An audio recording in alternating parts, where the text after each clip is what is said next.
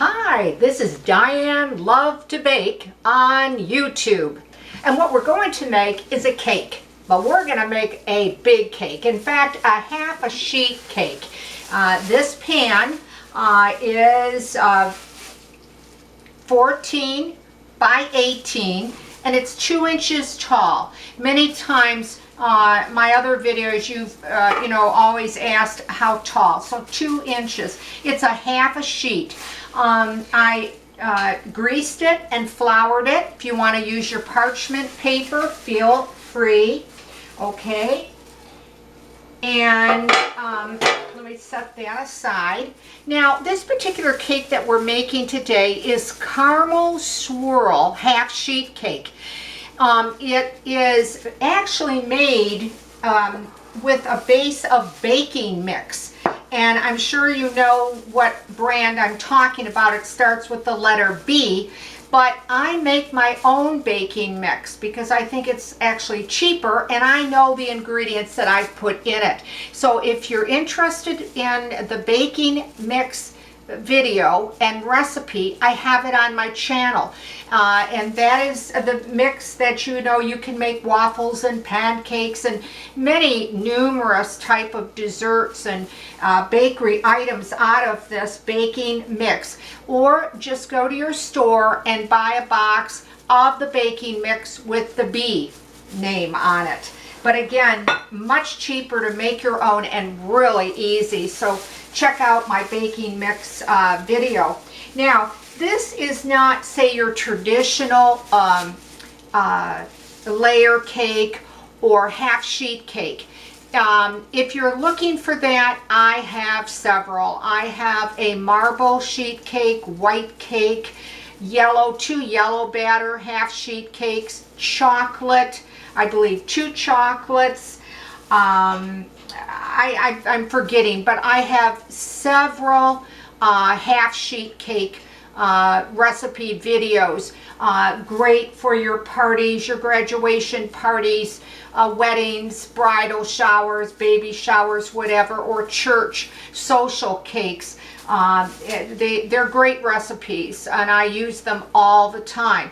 So if you want more of a traditional half layer half sheet cake, please check out my other videos on it. This one I thought was very unique because when I make it for a certain person, and I'll explain in a moment, they can't have certain things. So that's originally how I started making this in a half sheet cake for this individual's birthday.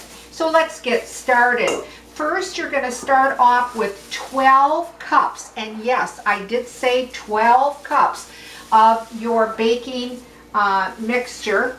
And I'm just going to grab a little at a time instead of lifting that bowl, because it's a little bit heavy with my cast on my hand.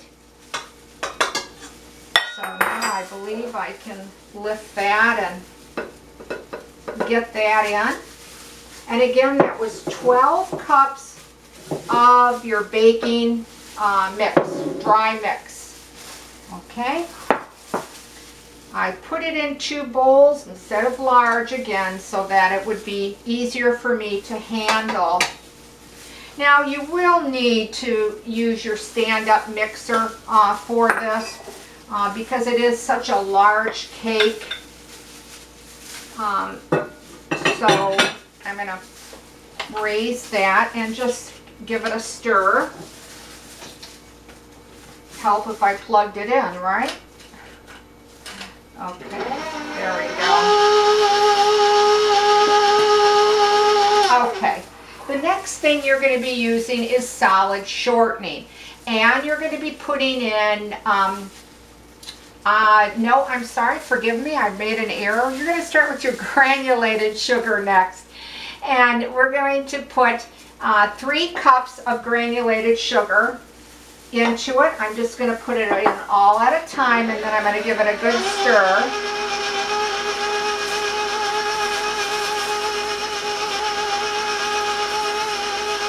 Okay. All right, once you do that, now we're going to put that solid shortening in there, okay? I'll probably, I know, get a question, can you use butter? Well, I don't know because I've never made it with butter. I've only made this tried and true recipe with solid shortening, and it comes out great. It really does, okay? All right, I'm gonna put just a little bit in at a time and start working that in on low.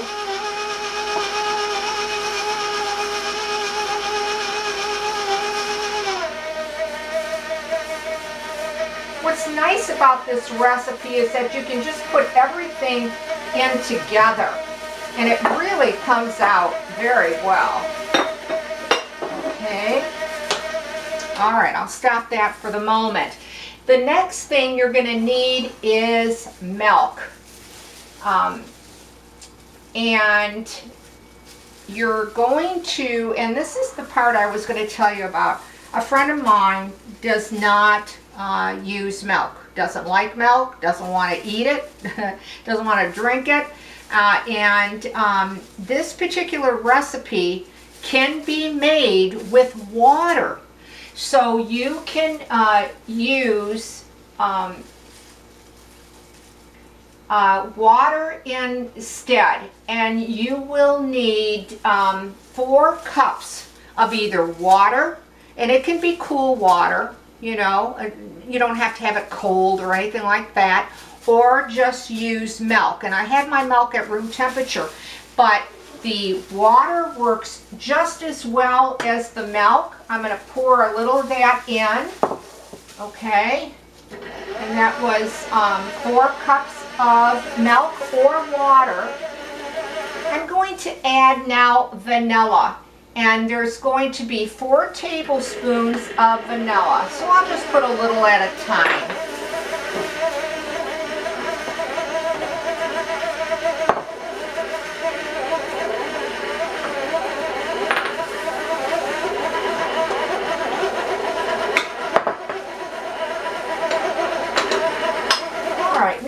Raise my speed because you can see my mixer is starting to struggle at that low speed. So I'll warn you about the sound.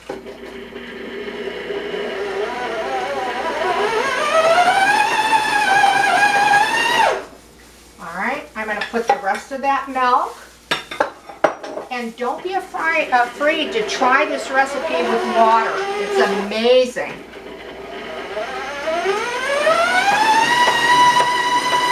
The last thing we're going to do is we're going to put eggs in. They've been at room temperature, and we are putting in 8 eggs.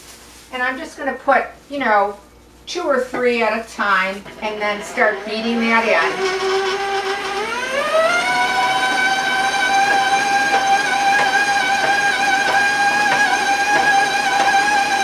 Just a couple more. Whoa.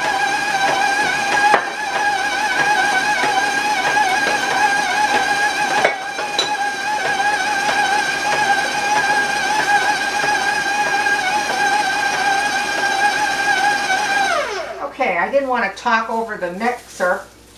Never seen an egg come out that perfect and fly out of the mixer. I generally would stop and get rid of that and get another one, but I didn't want to stop for the video and take up more of your time. And besides, I had thoroughly sanitized my counter before I began my my video today.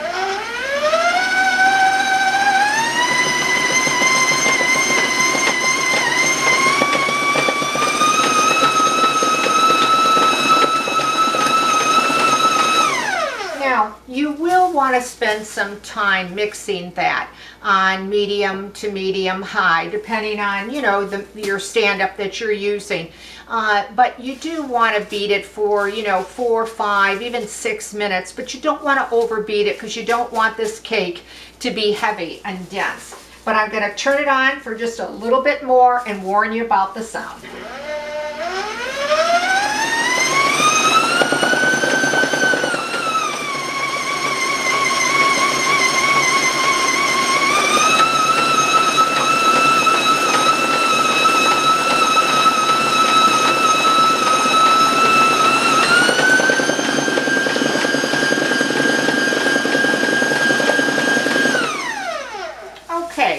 I moved that up purposely for the video to let it, you know, get done a little bit faster.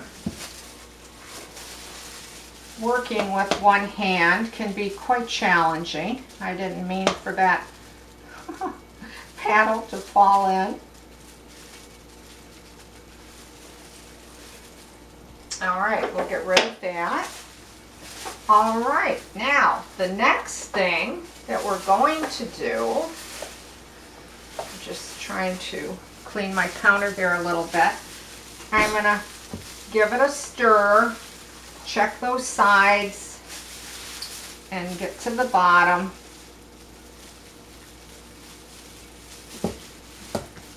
Okay. I know probably somebody's going to say, well, then why do a video if, you know, you have a hand in a cast? Well, basically, I love to bake, and that's one of the reasons why I named my channel Diane Lovetobake, is because I just seem to always want to be in the kitchen and baking different types of desserts and cakes and cookies and pizza doughs and all that kind of stuff. So that's why I am doing it, but I'm a little bit more awkward than I normally am when I do one of my videos. Okay, and that looks quite nice. I'll show you what that batter looks like. It's quite silky, you know, quite silky and smooth. Remember that you decide on how long, whether it's 4 minutes, 5 minutes, 6 minutes, whatever, just so that you know that it's well blended, okay? Now, the next step is you will need an additional large size bowl. I'm just going to use my extra mixing bowl for this, and we're going to use a measuring cup, and we're going to separate 12 cups from this batter, okay? And it doesn't have to be exact, okay? And this, you know, this takes a little bit of time here, okay?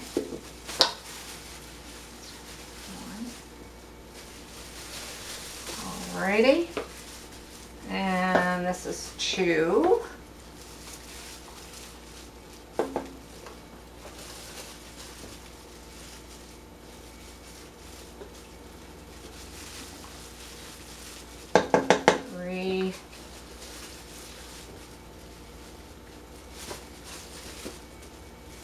And we've got 4. Almost there.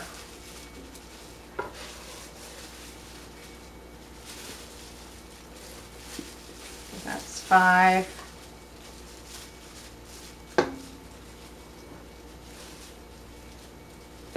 And 6.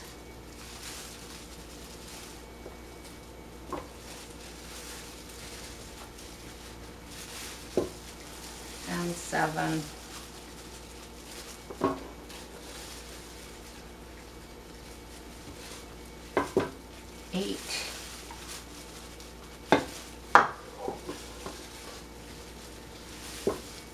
And 9.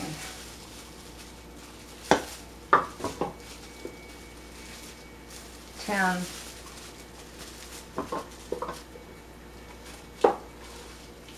11 and 12.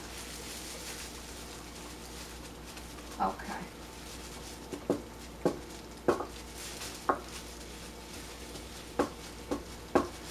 All right. So, sorry, that was probably a bit boring for you. So we're going to set that aside.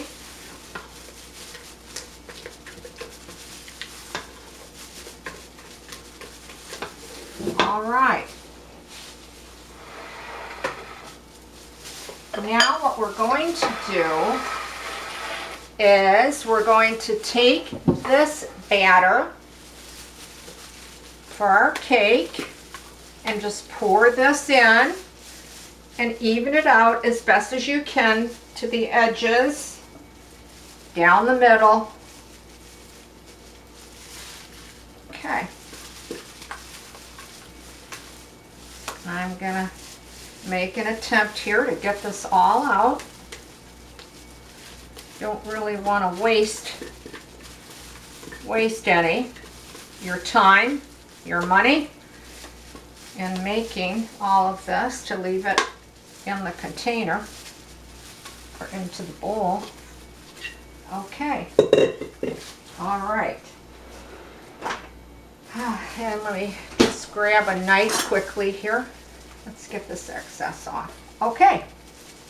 Now, the next thing that we're going to do is we're going to go back to this that's left in my bowl, and we are going to add our melted caramel or chocolate. I'm going to be showing you at the end of it one that I made all with caramel, but I thought it would be nice for you to see that you can actually use chocolate as well for a chocolate swirl instead of caramel swirl. So what you're going to need is chocolate, of course, and you're going to need 8 ounces. And you can buy the chocolate in morsels if you want, the milk chocolate, dark chocolate, mint chocolate. I mean, there's so many flavors, butterscotch, caramel, as I made the one cake I'll show you in a few minutes. So it's really up to you, or even combine. Sometimes I actually mix half with the chocolate, dark chocolate, and then with caramel together. Oh, and it's really delicious. So then take that melted chocolate, okay, and that was 8 ounces. And I generally just melt it right in my microwave because it's easier. But, you know, keep an eye on it because you don't want it to get too hot and seize up on you. Okay, so I just want to get my excess off here.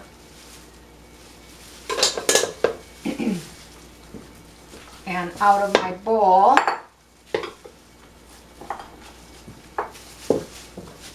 And we're going to mix this together. Now you can put it back on the mixer if you want, or you can just mix it by hand till the remaining batter has become all combined. I'm sorry, but I won't be having the ingredients listed underneath the video. I no longer do that due to so many people taking my work, claiming it as theirs, posting it, pinning it, all different places. And when I always ask you if you try this recipe and you like it, to leave a comment, because I do like to hear from you, well, it's frustrating because many times my work is somewhere else. You write me a question and I can't answer you. So it's not worth it anymore for me to do that. So if you do write to me on YouTube, because that's the only place my videos are, I'm going to get your comment, I'm going to get your question, and I'll answer it. I'll answer it in a timely fashion, okay? And here I just start to put the chocolate, or you'll be maybe using caramel or dark chocolate or butterscotch. Now you can put this down with a tablespoon at a time, that kind of thing. But due to my hand, this is just so much easier for me to do it this way. Okay, so I just get my excess off here. Okay. Oh, it smells so good when you melt the chocolate or the caramel. I made this cake also for another friend, and I made it in butterscotch. Oh, and it really came out excellent. Everybody liked it. Everybody went for a second piece of cake. Okay, and then I just take my knife and I go in back and forth to make that swirl. And I come up and then go down. You can go all, you know, vertical or horizontal. You know, I don't think there's a right or a wrong way. It all comes out great tasting, right? Now, you're going to have a preheated oven and you're going to bake this at 325. And I will tell you, can take anywhere from 50 to 60 minutes because, you know, all our ovens set up so differently. Generally in my oven the cake comes up, believe it or not, in about 52 minutes. So I really check mine. I start checking mine, a quick look, don't leave the oven door open too long, at about 45 minutes just to see how things are coming along, because you don't want to overbake this cake, you don't want it to be dry, and you don't want to overmix it because you don't want it dense or heavy either. Okay, so let's set that aside. And I'm going to take off my glove here and rinse my hand. All right. And then I'm going to show you what it looks like once it's baked up. And again, this is the reminder that this is a caramel swirl cake. I just showed you to put together a dark chocolate one, but this is caramel, and you can see how beautifully it's risen and baked up, so nice and tall to this cake. Okay, let me show it that way. I hope that that's okay with the camera angle. Okay, that you can kind of see it. Okay, all right, and let's cut into it and see what it looks like. Now the outside will have a firm top to it, so I want to warn you, it's not going to be your traditional soft top. It's going to have, you know, let me get a spatula here to get this out, and we'll grab a plate to plate it.